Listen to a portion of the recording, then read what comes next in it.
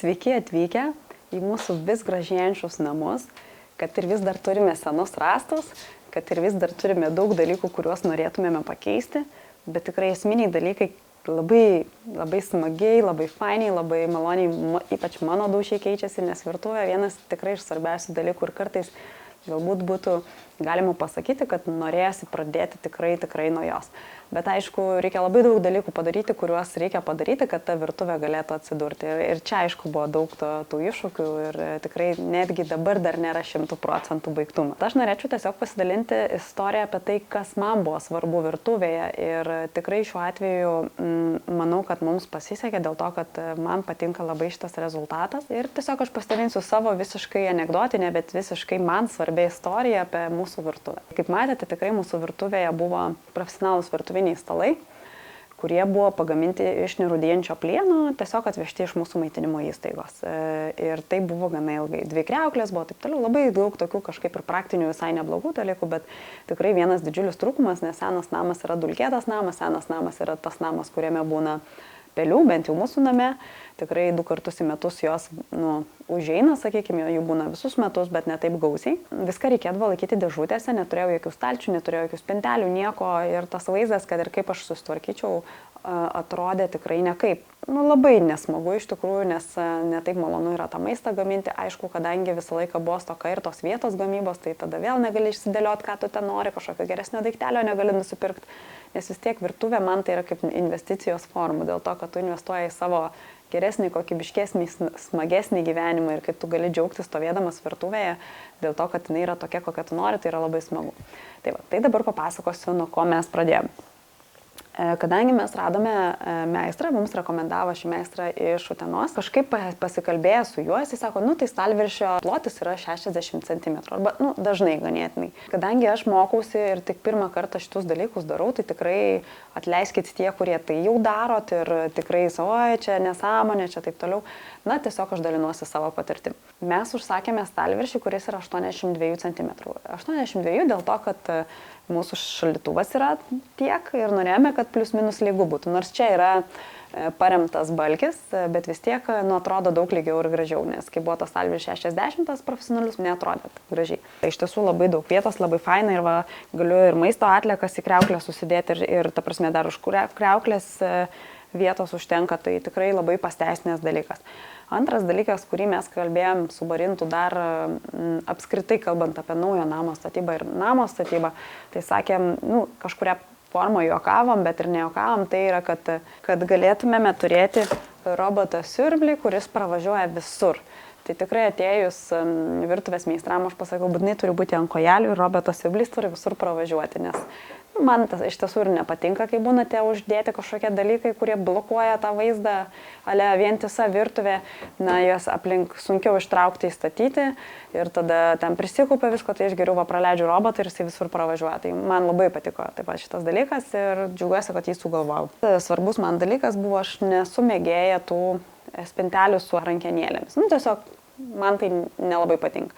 Taip pat nesu mėgėja tų, kur pasispaudžia, dėl to, kad labai greitai tie mechanizmai genda, kiek esu mačius, tai visą laiką pas ką nors yra kažkiek jau sugėdę, yra tikrai nebrangus, lengvai pakeičiami, bet pats faktas, kad tie genda ir jos reikia keisti, užknisa iš tikrųjų. Visą laiką turėjau tokią mintį, kad man patinka šitie, galėjo, sakė, juos išfrezuoti iš pačio medžio arba palikti metalinę. Vis tiek mums lieka artima labai ta metalas ir nerūdijantis plienas, tai ir kadangi kojytės padarėme metalinės, tai nusprendėm, kad ir tie graveliai galėtų būti metaliniai. Aišku, jeigu turite jautresnius pirštus, aš turiu Reino ligą, kur yra jautrus tie pirštai, tai man reikia kartais atkreipti dėmesį, atidarant, kad aš ten ir tų nagų nekrapštyčiau ir tais pirštais nekabinčiau, nes būna kartais paskausta, bet lygiai taip pat ir su metaliniam konstrukcijom, nebūtent su spaudžiamais nebūtų, bet sakau, man netverka to. Labai ilgai galvojau dėl spalvų ir su Barintu labai kalbėjom, kokias šitas spalvas daryti, būtent stalviršio. Tai buvau išsirinkus kitą spalvą, bet po to pamanėm, kad tiesiog tokia biškė kaip ir tamsesnė, kaip ir neutralesnė to pačiu, nes čia viskas taip ir daug ir natūraliai ir gali nepataikyti su tuo natūralia spalva, nes atspalvis netitiks ir gal netaip gražiai atrodys. Tai manau, sprendimas tikrai neblogas. Turime tamsios įrangos, kuri dera prie to stalviršio. Galvojau dėl spalvų spintelių, tai kažkaip, nežinau, tai labai irgi žiauriai ilgai galvojau, ten rašiau bet mintis buvo, kad vienas yra balta dalis ir kita yra ne balta dalis. Ir matinis ar blizgus. Tai tiesiog, kadangi man labai įdomu, aš tai darau pirmą kartą, aš norėjau pabandyti ir taip ir taip. Tai taip ir padariau. Pasėmiau baltą perlamutrą blizgų ir aš dėjau apačioje, bet mačiau labai dažnai žmonės deda į viršuje. O viršui dėjau tą tokį pilkšvą matinį. Ir manau, kad ir matinis, ir blizgus paviršiai man patinka. Praktinė prasme, apskritai kalbant, tai tiesiog net neturiu ką lyginti, nes ta virtuvė, kuri buvo anksčiau, jinai buvo valoma ir niekada netrodė tvarkingai, o šitos, nereikia daug valyti, tikrai neįtikėtina. Prasme, pamatai, ten sako, būna ant spaudai. Kavos aparatą tai aš tikrai daug dažniau valau negu pačią virtuvę ir jos spinteles. Nežinau, kodėl taip yra, bet gal dėl to, kad neapčiupinėjai, nes nėra tų rankenėlių, nes gaunasi, kad liečiame tik čia, neįsivaizduoju, bet tiesiog tikrai daug valyti jos nereikia. Bet man labai patiko būtent šis derinys ir man patiko, kad apačiai yra blizgi, viršus yra pilkas. Gal tai yra tik dėl to, kad tai yra pirmas mano kūrinys ir man jis yra mielas širdžiai. Tikrai turime tų peilių, mes tikrai didžiąją dalį, visus juos naudojame. Ir man tikrai patinka, kad tie peiliai yra labai lengvai pasiekiami, nes labai užknisa tos peilius traukti, daryti ir taip toliau. Ir aišku, taip pat dažnai ašmenim kenkia tas traukinėjimas, arba reikia tada turėti specialų stalčiuką su peiliais. O čia tiesiog paimiai, nuimiai ir pjaustai. Labai norėjau tokios didelės spintelės padukams, nes tikrai man patinka ir tie antikvariniai padukai. Šiaip nesu mėgėja antikvarinių daiktų, bet padukai labai patinka ir kad būtų nedideli. O šiuo metu tikrai kaupiame lietuvių keramikų gamintojų, kad savo rankom pagamintų keramikinių podelių.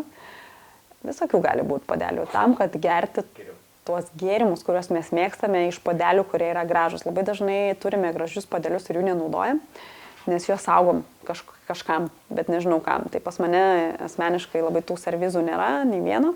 Yra keletas gražių podelių, kuriuos mažiau naudojam, bet svečiam, mano mama labai mėgsta iš tų tokių savo kortado atsigerti. Šiuo metu, kadangi yra žiemos sezonas, biškis sirguliuojame, tai lietuvių keramikės, sakiau, kad prašiau, kad antrą pagamintų, sako, vienetinis gaminys nebepagamins, bet tikrai, nežinau, 0,6 ml podelis. Labai faina. Rūta Sculpts vadinasi jinai. Tai turim daugiau jos darbų, taip pat turime molio sesių, toliau turim vieną mugėje įsigytą, po to dar porą mugių įsigytų, net nežinau iš tikrųjų jų autorių. Kas taip pat buvo įdomu, tai buvo tai, kad mes sprendėme, kad gaminsime su dujomis. Tikrai mano buvo labai didžiulis noras, kad aš noriu tik dujos ir niekas daugiau, nes tikrai būna, kad dingsta elektra, o su dujom tu gali gamintis, bet tada tokios labai paprasti sprendimai kartais ateina į galvą, kad galima turėti dujų balioniuką, kad ir mažesnį, turiu menį mažesnį, nes mes dabar tokį didžiulį turėdavome, ir turėti dvidegiai dujų tokį įrenginuką. Bet iš esmės tikrai nesigailiu, kad vis dėlto vietoj dujų mes nusprendėme pasiimti pastarę subarintų indukcinę. Ir pasiėmėm būtent irgi grinai dėl tokio sportinio profesinio intereso su vėdinimu viduje, kad ištraukiamas būtų. Šiuo atveju mes pasirinkome į lauką, nes buvo galimybė pragręžti tą skylę lauke, bet galima pasirinkti ir su viduje filtravimu, kur sako, kad visiškai nebūna to kvapo, ten kiti sako, namai netgi apsišildo. Tikrai labai patenkinta ta indukcinė orkaitė, labai norėjau su mikrobangų funkcija, kad būtų normali didelė, bet tiesiog per brangi pasirodė man. Bet kada nors gyvenime būtinai nusipirksiu, šiuo atveju turim irgi labai fainą, tikrai puikiai veikiančią orkaitę. Pasididinome indaplovę, tikrai žiauriai geras dalykas ir naudojamas ir tuoj pat ją jungsiu. Šiaip ta įranga mūsų virtuvėje tikrai mums yra svarbi ir per netrumpą laiką įsigyta ir tas pats termomiksas, kuris tikrai nuostabus yra dalykas ir pagalbininkas virtuvėje. Neseniai įsigijau KitchenAid blenderį, vaikui vietrai trinti maistelį, tai vietoj to, kad pirkčiau tą aparačiuką, kuris ten neaišku kiek kainuoja, geriau blenderiuką, kuris, kaip sakant, visam laikui tarnausiu ir pasirinkau tą opciją, kad blenderiukas yra belaidis, tiesiog pakrauni ir jisai veikia. Tai va, ir kavos aparatą, kuris tikrai nėra pigus pirkinys, tai yra jūro kavos aparatas, bet paskaičiavus, kiek mums kainuoja kava, aš kavą perku pupą, juodą, būna su nuolaida 11 eurų kilogramas, nuostabi kava, saulė džiovintos pupelės, man visada labiausiai patiko, nežinau, duotų blind testingą, gal pažinčiau, gal ne, bet man atrodo, kad taip. Aš manau, kad per metus jisai praktiškai atsipirko. Tai per 2 tai tikrai atsipirks pilnai ir manau į pliusą išeisim, nes tiesiog nebėra poreikio pirkti kavą kažkur, nes kavos kaina šiais laikais yra apie 3 eurus. Ir paskaičiaus, kiek tų podelių turi išgerti už tą kainą, plus chemija, plus kavos priedai, visa kita, vis tiek gaunasi, kad neapsimoka.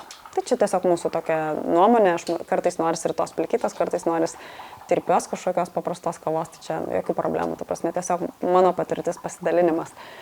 Dar po šiai dienai iš tikrųjų naudojame klasikinį virdulį, tai yra virdulį, kuris dedamas ant indukcinės, man pats mėliausias šitas virdulys, nes jisai turi temperatūros matuoklį, man labai jo reikia, man patinka žiūrėti į temperatūrą ir žinoti, kokia jį yra.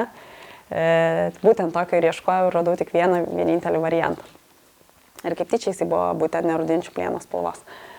Na ir vienas iš tikrai fainiausių dalykų, kurį mes tikrai ilgai naudojam ir naudojam apskritai, tai yra SodaStream aparatas, kuris sutaupė mums labai daug laiko, nervų, nešiojimo rankomis ir taip toliau. Tai aparatas, kuris gamina gazuotą vandenį, galima gaminti jį su skoniais, mes nelabai tai darome, esame bandę, bet iš esmės tai yra tiesiog tai, kad tau nieko nereikia, tu turi mažą angliarūgštės balioną, gali nusipirkti jų keletą ir tada užgazuoji savo vandenį pats, kokio nori stiprumo ir taip toliau. Tai mes tikrai naudojame šį aparatą jau, nežinau, 3 metai.